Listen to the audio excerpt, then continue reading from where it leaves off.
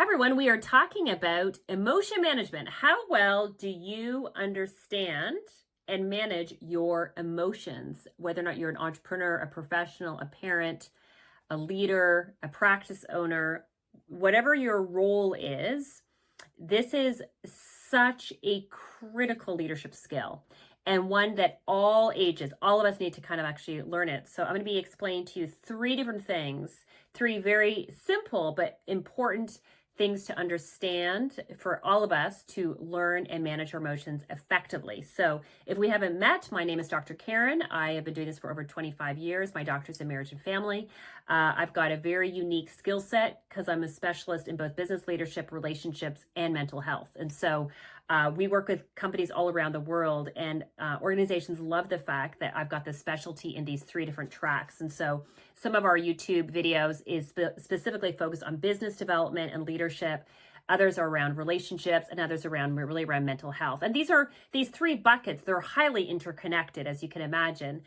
This one's going to focus more on the mental health, emotion management. And so, but when we learn to manage this well, it has a ripple effect into our relationships. It has a ripple effect actually into our business. So these are three buckets that we focus in on, but they're, like I said, highly interconnected. Okay, so let's dive in. Grab your pen and paper. The first kind of tip I want to share with you is really helping you to understand high level around emotions. And if you love to read and you're a reader, you can check out my book, The Three Chairs. Page 89, chapter 9 is all around emotion management skills. And so this kind of can go into a lot more details actually for you. And again, a lot of my clients, they really quite like this. They love one of the things I love to do is just take a lot of information, a lot of data, and just simplify it in a way that's really easy for people to understand. Easy to understand, easy to apply, and easy to teach it to other people. So the first thing is to really understand emotions. And so if I asked you, and I was speaking at a conference about this not too long ago, it was actually interesting. And I was asking the audience, like, how many emotions do you think we have? And a lot of people think it's like 5, 20. We've got hundreds, okay? We've got hundreds of emotions. And most of us don't have a sweet clue what they are, how they impact our life, and most importantly, what we can do to actually manage them more effectively. So again, this is going to be a crash course in terms of actually how do you do it. So there's three that I want to kind of focus in on. These are the ones that come up a lot. My very first business was actually having a counseling family practice, and did that for many years. I still practice very part-time because we work most of the work with now businesses and entrepreneurs, but I've kept it because it's very helpful. People love the fact that I'm actually certified and trained in this. And so, when I'm dealing with families or individuals, there are three emotions that come up a lot: stress, depression, and anxiety. Those are the three biggies. So let me just kind of like focus in on those for a second, just so you can kind of understand it. So feelings are not good or bad. They are not right and wrong. They are our friends. They are there to help us. And you might be like, Karyn, but I don't understand. I don't want to feel anxiety. I don't want to feel depression. Let me back up. Let me explain. Your feelings are not good or bad. They are not right or wrong. They are how we feel. It is important that we acknowledge how we feel. We validate how we feel. Feelings are one word. Feelings are they're not debatable, okay? So if somebody says, I feel stressed, you're like, I'm sorry that you feel stressed. You empathize. They're not up for debate. However, the thought that's causing the feeling is up for debate, or the reason why a person feels stressed, i.e. they haven't managed their time well, is up for debate. So you have to separate the feelings versus thoughts versus actions. This is super important. And a lot of people, we don't do that. It's all kind of like blurred up together. It's like one big mess. We need to separate. Feelings can't control, thoughts, actions we can control. Okay, so there's stress, which is usually when people feel stressed, usually it's around time management. They haven't managed their time. They've got too much on their plate. Okay, so that's usually stress is about time. Anxiety is usually because the person is focused on the future. Things that they cannot control. What if I don't get this job? What if I don't get promoted? What if I don't get married? What if I don't have kids? What if I don't get this job? What if my business is not successful? Okay, so anxiety is usually about future. Stress is usually about time. Depression is usually about the past. I feel there's usually it's like deep sadness around something that's happened in the past. So the feeling, what happens is these feelings bubble up because either we're focused on the past or we're focused on the future or we haven't managed our time well. Okay, so the feelings kind of come up. So here's what I want you to really think about. Feelings are your friend, okay? They are your friend. They're like a little referee that says, please pay attention to me. Please pay attention to me. And please do something different, okay? They are a referee to help us take action. Where people get stuck with this is a lot of times like, I feel anxiety, I feel stress, I feel depressed, okay? And then they just stay stuck. They just keep on telling themselves this label that I'm depressed, I have anxiety, I have anxiety issues. And so they stay stuck. And obviously when we stay stuck, it can have a physical impact on us. So whenever I'm working with somebody through this, I will focus on the emotional side, and I want them to be working with their family doctor, their mental health, their physical, their health provider, to really make sure that they are managing their physical well-being. Okay, I can look after the emotional side. I do not look at the physical side. So I always like to partner up with a medical doctor on this, and so that they can kind of manage this on the physical side and I manage on the emotional side. So, but the first thing is to really understand how these three emotions are different, and also what is their message that they're actually trying to tell us. Okay, so that's kind of like step number one. Number two, and by the way, everybody, emotion management is one of the 5 core leadership skills I recommend every single age bracket: entrepreneurs, professionals, practice owners, parents, teenagers, young adults, preteens. You can even teach these skills to children, okay? So leadership EQ these are skills that I want even children to start learning. So if you don't yet have our leadership scorecard, it's free. Definitely, I want you to download it. Just below, type EQ. EQ, somebody from our team will actually send that to you, and you can actually score yourself on how you actually measure, because emotion management is one of the 5 core skills. And so it's fun for you to kind of like see the whole scorecard and how it's kind of all interconnected. So, okay, so number 2, everybody, after we understand emotions and how they're there to help us, number 2 is really understand the impact. Okay, so when you feel stressed, how does that impact you? Okay, and everybody is a little bit different. So for some people, they don't sleep. Their heart races. Sometimes they'll get like sweaty. They have a hard time like speaking. Some people like start shaking. They have a hard time concentrating. And so think about when you feel stressed, what happens? When you feel anxiety, what happens? When you feel depressed, what happens? So start making the connections for yourself. This is where we're starting to increase our self-awareness. Okay. So when I feel stressed, when I feel stressed, this happens. When I feel anxiety, this happens. When I feel depressed, this happens. Okay. So start understanding the connections for yourself.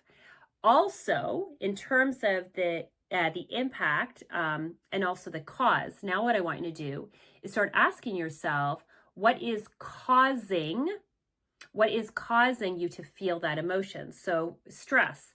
Ask yourself, okay, I feel stressed. When I feel stressed, it impacts my sleep. I have a hard time breathing. I can't make decisions. Okay, so that again, we're learning about ourselves. So now ask the second part of that. Okay, what is causing the stress? What is the root issue? Get to the root issue. Don't stay focused on the emotion. So the emotion is simply there to say, please pay attention. Please pay attention to me. What you want to do is now get behind it. Like, what is causing it? Well, the cause is I did not manage my time well. The cause is I didn't say no. The cause is that I didn't put my hand up and ask for help. The cause is I did not set boundaries. The cause is I did not delegate to my team. The cause is I did not delegate to my family. Get behind the cause. You need to figure this out. So this is the problem, is culturally, we're doing a better job at helping people actually understand or be aware of our emotions. Where we've got to really dial it up for the next step is we have to help people. What do we do with it? Well, we have to pay attention to it, understand the impact, and then also understand the cause. Okay, so when I feel anxiety, what is the cause? Well, I feel anxious because I'm focusing on what I cannot control. I'm focusing on what other people think. I'm focusing on the results. I'm focusing on how many likes I get. I'm focusing on whether I'm going to get the promotion. I'm focusing on whether or not, so-and-so likes me. I'm focusing on all these things that I cannot control. That is the problem. That is the root. Okay, when people feel anxiety, it's usually because they are focusing something they cannot control. Other people. Okay, other people or results. Can't control it. So the more you focus on it, the more anxiety you're going to feel. So understand the root. Depression, same thing. When people are depressed, a lot of times when they feel depressed, they don't want to get out of bed, they don't want to sleep, they don't want to exercise, they let go of their hobbies, they take care of their hygiene. What is the root? The root is maybe I did not set goals for myself. I am upset with how my life is. I wish I had done ... or I miss this person in my life ... Somehow something is upsetting for us in the past. So what is the root? We need to grieve whatever that thing is that we're feeling so sad about. It's really important to pay attention to how you feel and to grieve. Figure out what is the cause. Is that I need to allow myself to feel sad about something, and then I need to actually start doing something about it. So this kind of goes into the third one, everybody. Third one is, okay, so step 1 is understanding emotions. Step number 2 is understanding the impact as well as the cause. Step number 3 is really focus on the solution. Now that I know this about myself, what do I need to do to help myself move forward?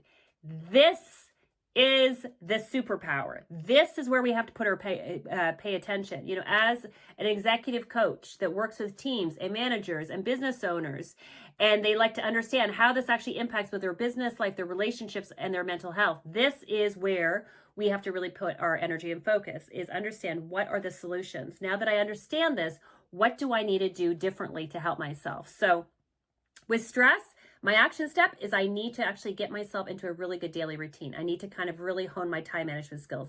I need to get myself a coach to hold me accountable. I need to start delegating to my team. Put your energy and focus not on the emotion. You acknowledge the emotion. Okay, there's my referee. But then you shift gears and you put your energy and your focus on the action plan, because it's the action plan that's actually going to move the needle. It's the action plan that's actually going to help you move forward. It's not just keep telling yourself, I feel stressed. Okay, I feel stressed. So here's what I'm doing to help myself. And so it's training yourself to really focus on solutions. So what are the solutions I'm going to do to help myself move forward? As it relates to anxiety, what is my solution? I'm going to train myself and focus on my mindset work to focus on what I can control and accept what I can't. I'm going to put all my energy and focus on making sure whatever that project is, whatever that thing is that I'm actually working on, making sure I do everything I can to really focus on what I can control and accept what I cannot. The third one I'm going to do is with depression is what am I going to do? I'm feeling depressed. I'm going to allow myself to grieve something that's in my past. I'm going to allow myself to grieve it, because the grief is important. We've got to process that. I'm going to allow myself to grieve, and I'm also going to allow myself to be grateful. And I'm also going to allow myself to start thinking about the future and optimism and hope. Okay, and that's a lot. This is a lot to kind of unpack, but this is just kind of very high level in terms of the process. So you can see why many people get stuck. We get stuck in the emotion. And so these are, again, wonderful skills for all levels of leaders. These are great skills you can be teaching your children. But I really want people to feel empowered. Okay, I want you to feel empowered that your emotions, when we actually realize that they are there to help us, they're there to give us a message. But we have to listen. We have to understand what the message is. We have to listen to it, and then we take action.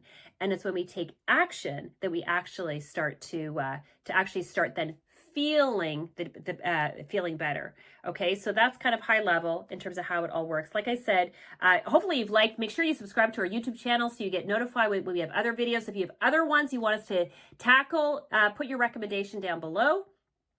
And like I said, you can get our Leadership EQ Scorecard. Do it for yourself, your team, your family. Just write down EQ below. And if you'd like to read, like I said, the 3 chairs, page 89 goes into way more detail around emotion management. Hope you've enjoyed, everybody, and we'll see you at one of our other videos.